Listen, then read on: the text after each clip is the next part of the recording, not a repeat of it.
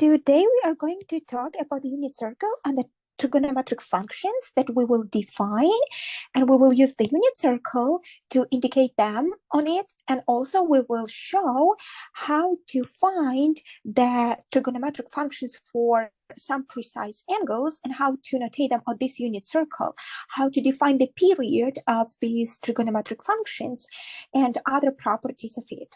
So let's start. So before we would talk about the unit circle, I would like to recall some information from the geometry class, and in particular, it's the Pythagorean theorem, which is related to the right triangle. So the triangle is right when we have the right angle in it, which is 90 degrees. So here I denoted the sides of the right triangle as A, B, and C. And we all know that this side we call the hypotenuse in this right triangle. And here, if we consider, for instance, this right angle right here, this side we can call as side A of this right triangle, the side B of the right triangle. Also, I would like to introduce here some angle, which I will call by alpha. And it doesn't matter which angle to consider. We can either consider this angle or this, but I just chose this angle that I will denote by alpha, which means its measurement. So I do not know how many degrees this angle has, maybe 30 degree or maybe 45 degree, but we definitely know that this is less than 90-degree angle. So I'll just denote it by alpha. So first, let's recall the Pythagorean theorem because it will be used when we will be working with the unit circle later. So the Pythagorean theorem tells us the following. It tells us that the hypotenuse squared is equal to the sum of two other squared sides of this right triangle. So it is equal to a squared plus b squared. So we have to keep in mind this Pythagorean theorem because it will be used for the unit circle. Good, dear students. Now, since we already introduced this right triangle, I want to give you the definition of the first trigonometric functions that you will deal with. And they are sine of this angle alpha, and there will be a cosine of this angle alpha. So first, let's introduce the definition of the sine function. So this sine of this angle alpha is equal to the relation between the opposite side and the hypotenuse. And to be more precise, it is the opposite side divided by hypotenuse. So it is B over C.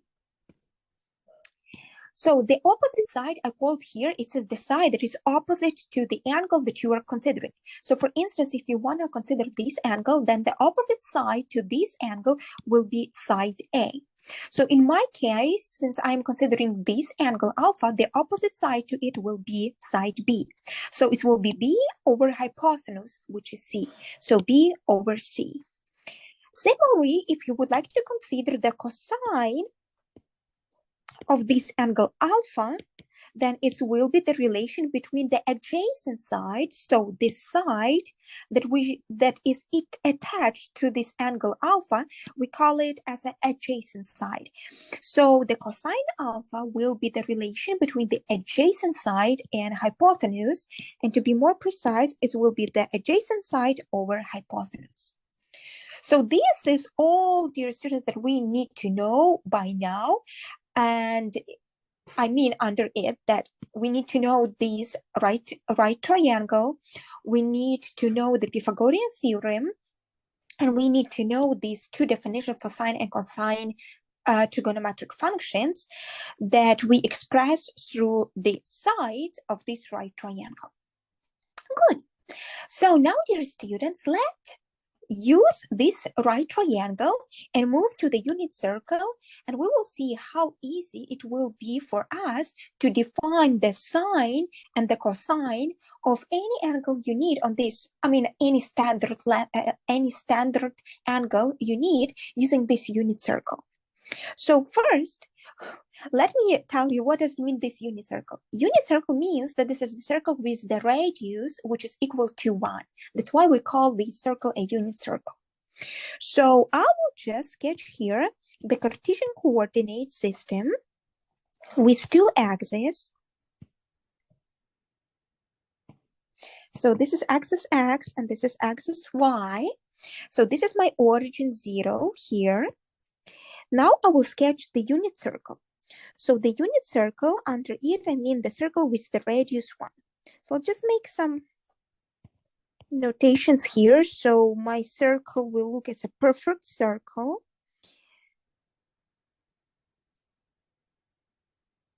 And this circle, I will call a unit circle. And why? Because I will just write here that this is the radius. Or if we consider, for instance, this part here is the radius of the circle, and it's equal to 1. So this is a unit circle. So now let's see, dear students, how we can relate this unit circle to these trigonometric functions, and especially how we will measure these sine, cosine functions for different angles alpha. And as you already know, the alpha, this angle, can be measured in degrees or in radians. So for instance, if you have the angle alpha, which is 30 degrees, it will correspond to a radians measurement system, which will be, let's see, it will be pi over 6. Because pi is equivalent to 180 degrees, so we divide by 6, it will be 30 degrees. Okay, so for us, now we will not really stress on which measurement units we'll be using for alpha for this angle. We can easier measure it in degrees or in radians. But first, I want to really tell you how to relate this unit circle to these trig functions. So first, we will sketch this right triangle as we used before for defining the trig functions. So let's assume that we are in this first quadrant.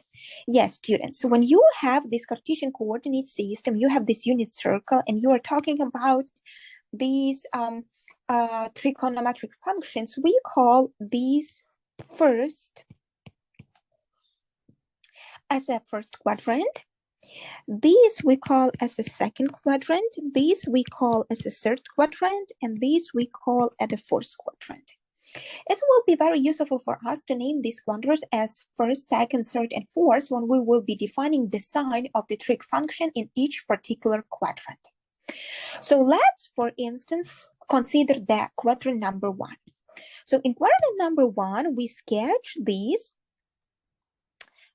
right triangle. And how do we sketch it?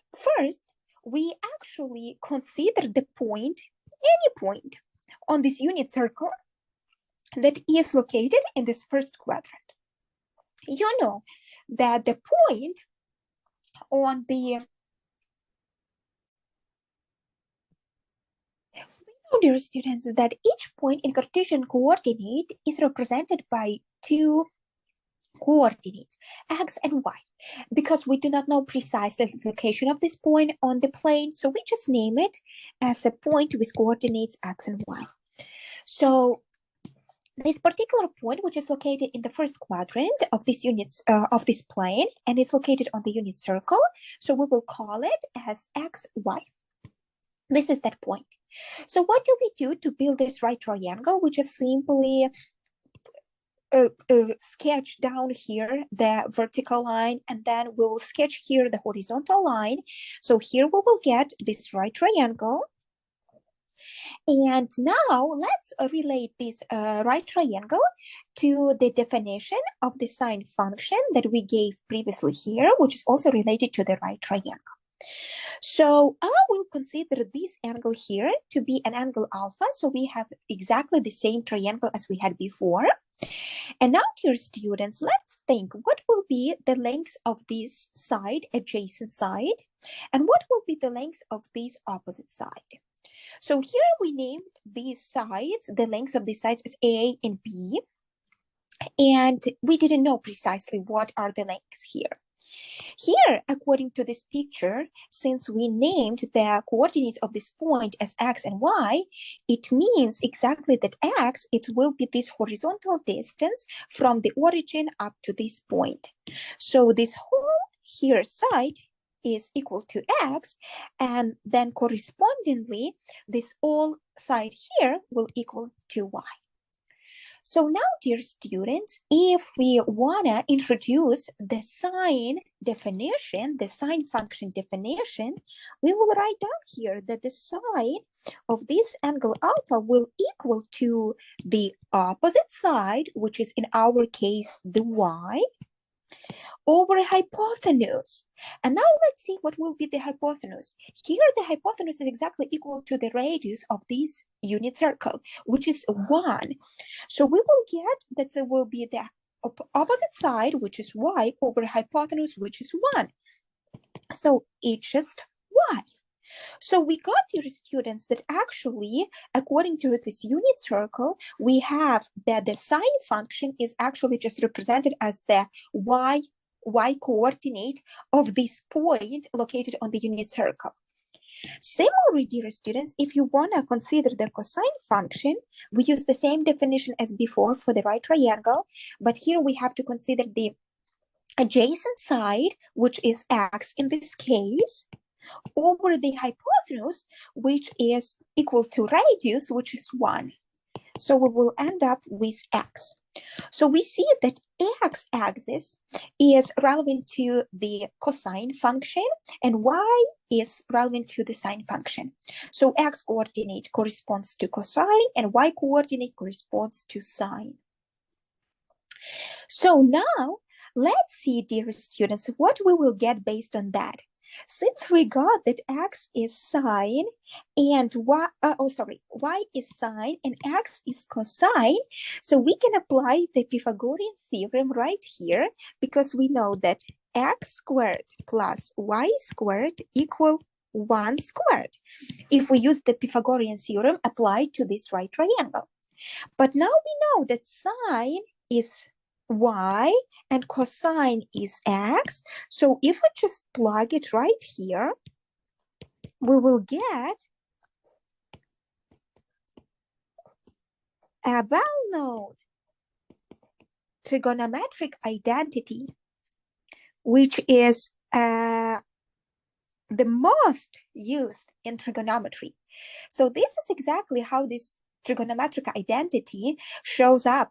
So we actually relate this Pythagorean theorem and the definition of the sine and cosine function through the x and y coordinates. And we will get this famous trigonometric identity, which is sine squared alpha plus cosine squared alpha equals 1. Good, dear students. Now, let's think, dear students, how can we determine the coordinates of this point which has x coordinate and y coordinate precisely? Like, can we exactly calculate, if we know the angle alpha, can we exactly calculate what x will equal to and what y will equal to? Let's look at this picture. So to modify this picture slightly, I don't want to redraw this picture again. We will imagine, since this is here, is almost sketched as alpha to equal 45 degree, which is exactly the half of this first quadrant, because this angle right here is 90 degree. Yes, this whole angle. But if we consider just the half, it will give us 45 degree. So if I just write here that my angle is 45 degree, okay, let's see if we can determine precisely the values of x and y for this angle, the values of x and y for this angle 45 degree. Okay, so what we will be using? First, let's look at the property of this triangle when this angle is 45 degree. So we know, first of all, that the sum of angles in the triangle is equal to 180 degree. So this is by default 90 degree. This we chose to be 45 degree. Let's then calculate what will be the measurements of this angle. So since this is 45, this 90, so this is also 45, which means since we have this angle 45 and this 45, it means that this side of this triangle is exactly the same as that side. So what we can do, dear students, I will just use a different color. We can do the following. I will just name then that this side is X, and then similarly that side will be also X because they are the same as we already determined. So now let's use the Pythagorean theorem applied to this triangle. So what that will give us? So we have that by Pythagorean theorem. Let me write down that the one side squared, in our case it's this side squared, plus this side squared, which will be also X, is equal to the hypotenuse squared, which is 1. So now we have just one variable here, dear students, and this variable is X. So let's just do a little bit of algebra. So we will get 2x squared equal 1. So then we will get that x squared is equal 1/2. And then here, if we solve this quadratic equation, we will get that x is equal plus or minus 1 over root of 2. But let's look, is it positive or negative value that we have to choose? Let's look at the picture. So we see that the x value, x coordinate is located in the first quadrant. So it means that the x value here is positive, only positive, because we are located here from 0 to positive infinity. So that x value is positive. So it means that among these two values, positive and negative, we just have to choose the positive. So that value here will be 1 over root of 2. But when we were measuring, we found that the horizontal is x and the vertical is also x. So they are the same for 45 degrees. So it means that the second coordinate is also 1 over root of 2. So in this case, we determine the x and y coordinates of this point. And now let's see what by definition these two coordinates were. X was the cosine alpha and y was the sine alpha. It means that now if we have the sine 45 degrees, it is equal to 1 over root of 2. And then the same for cosine of 45 degrees, it will also equal 1 over root of 2.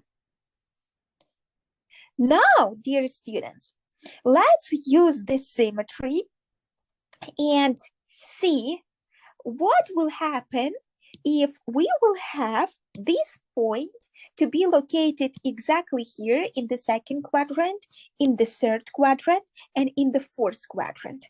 So let's do just by symmetry. So I will take these and I'll just by symmetry do this here, the mid of the second quadrant, the mid of the third quadrant, and then the mid of the fourth quadrant. So we will have 3 more points. So let's determine the coordinates of these 3 points.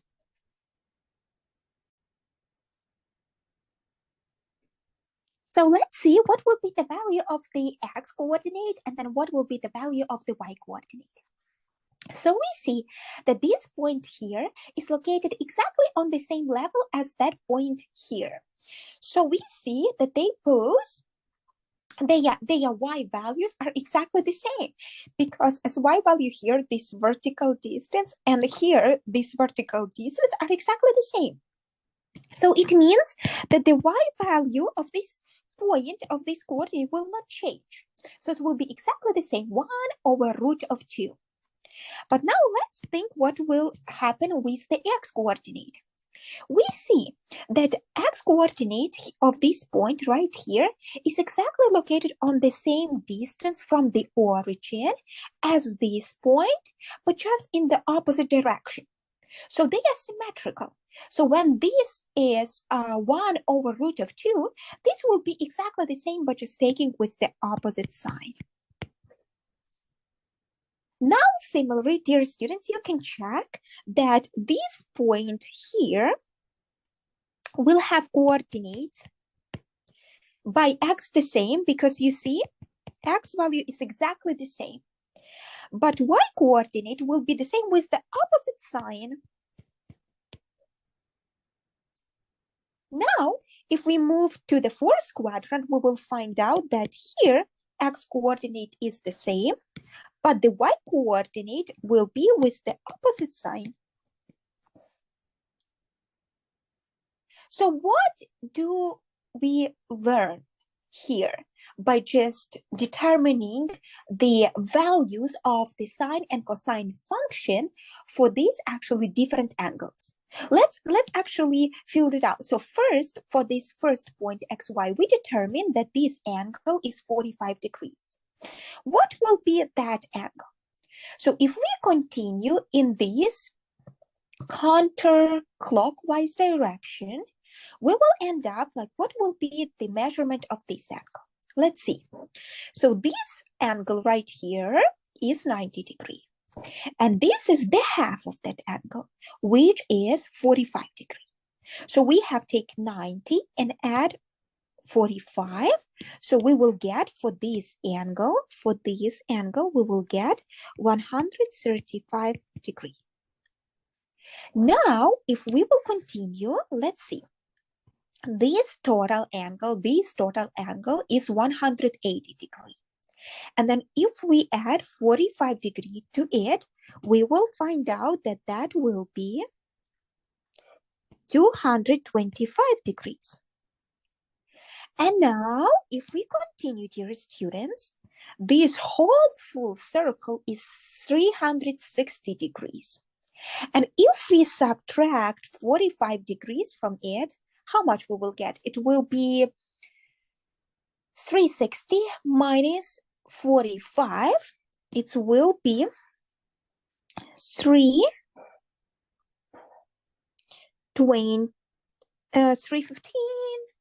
Let's see.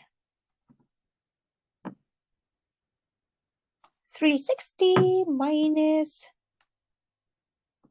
45, it will give us 315. So we will get here that full angle up to here will be 315. So what can we write based on that, dear students? We can write that our sine of, let's see, 135 degrees is equal to sine, it's a y coordinate, so it's positive value, so it will be 1 over root of 2. Then the cosine of 135 degrees will be minus 1 over root of 2. So we determine these new values for sine and cosine for the angle 135 degrees. Then we will do similarly for 225 degrees, and then similarly for 315 degrees. So let's see, what can we conclude based on that? Let's first pay attention to the sign of these values, 1 over root of 2, here, here, here, and here. So first, since x corresponds to cosine function, we see that for cosine, this first value here in first quadrant is positive. So based on that, we can determine that cosine is positive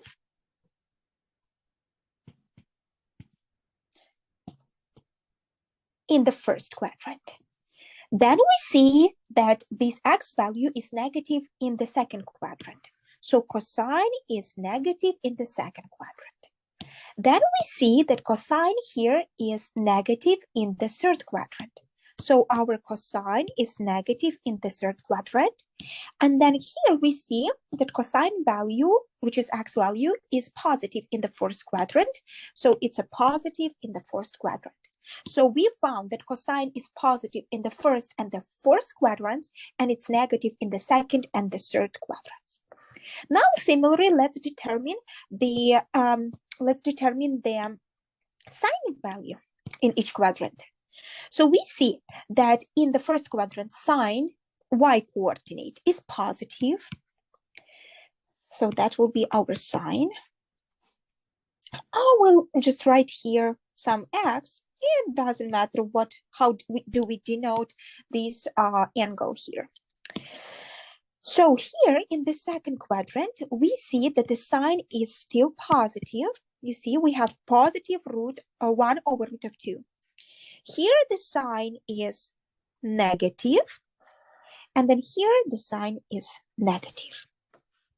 So for the sine function, we found that its value is positive in the first and second quadrants, and it's negative in the third and fourth quadrants. Similar, dear students, if you want to deal with another angle, not 45-degree, but 30-degree or 60-degree, you do exactly the same. You build a right triangle, but now with not a 45-degree angle here, but maybe 30 or 60. Then you do all these measurements in the first quadrant, and then by symmetry, you just do the calculations in the second, third, and fourth quadrant. So it's enough for you to do calculation just in the first quadrant, and then by having this calculation, these results, you can exactly determine the values in the second quadrant, the third quadrant, and the fourth quadrant. Now, dear students, let's just check one next thing. So we see if we go within this unit circle, within this 360 degrees, we have one value for x, y here, another value for x, y here, another value for x, y here. For instance, if you do it at home, your calculations, you will find out if you want to do a 60-degree here, so this is a 60-degree bigger angle, you will find out the coordinates of that point will be 1/2 and root of 3 over 2. So you see, for each angle, you will have its own values of x and y. So if you go here, here, here, they will not repeat. They will be different, but they, like as values, as numbers, they can be the same, but the sign will always change. So you go here, then you go here, you go here, here, here, here, here, and then as soon as you will reach this 360, let's see, what will be the value for 360-degree of x and y? So for 360, this point will be located right here. And we see that y value here automatically is 0. And what is the x value for this 360-degree angle or 2 pi angle? The value will be of x will be exactly equal to the value of the radius. And since this is a unit circle, that value will be exactly 1. So we will get these values for x, y coordinates when we have an angle alpha to be equals 360 degrees, or in radians, it's 2 pi. But then later, dear students, you see, if we just keep moving further, we will again end up at this point. We will then again end up at this point and this point. So we will find that actually the value repeats. So whenever you passed this 2 pi or 360-degree angle, or this like full circle, your values for x and y will start repeating. They will be the same. So this value will be 1 over root of 2, and here 1 over root of 2. This value will be 1/2 and square root of 3 over 2. So they will just keep repeating. So what does it mean? It determines a very, very nice property of these trigonometric functions. It determines the property that we call the period of the function. So what do we mean under the period of the function? So the period of the trigonometric function, if I write the definition here, it will tell us the following. We will call this t a period of the function. So the function t, the function f, the function f has a period t if f at x plus t is exactly the same as f at x. So what does it mean? It means that the value of the function shifted by this period t is exactly the same as the value of the function at this original value. So in our case, what does it mean? If we look at this circle, and as I told you, okay, for 45 degrees, the value of x is 1 over root of 2, and the value of y is 1 over root of 2, which automatically means that the sine of 45 degrees is 1 over root of 2, and the cosine of 45 degrees is 1 over root of 2. So I will write here that the sine of 45 degrees is 1 over root of 2, and the cosine of 45 degrees is 1 over root of 2. But what then this period means here? Why these function sine and cosine are periodic? Because I told you that if we just move this full circle 360 and come back again here, we will end up at the same values x and y. There will be again 1 over root of 2 and 1 over root of 2. So what does it mean? It means if we just get this x value, which in our case is 45 degrees, and we will add to this 45 degrees 360 degrees, we will end up at the same point, at the same values.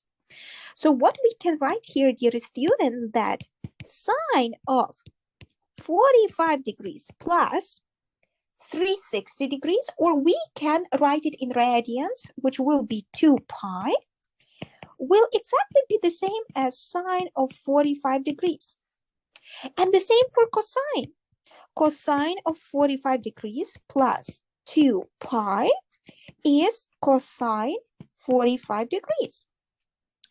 So looking at the definition of the function f, which has a period t, we can say that the period for these trig functions, sine and cosine, will be 2 pi. This is our capital T. This is our capital T. So in that case, we can call sine and cosine to be at 2 pi periodic functions. Because they both have this period of 2 pi. So after passing 2 pi, we will end up at the same point.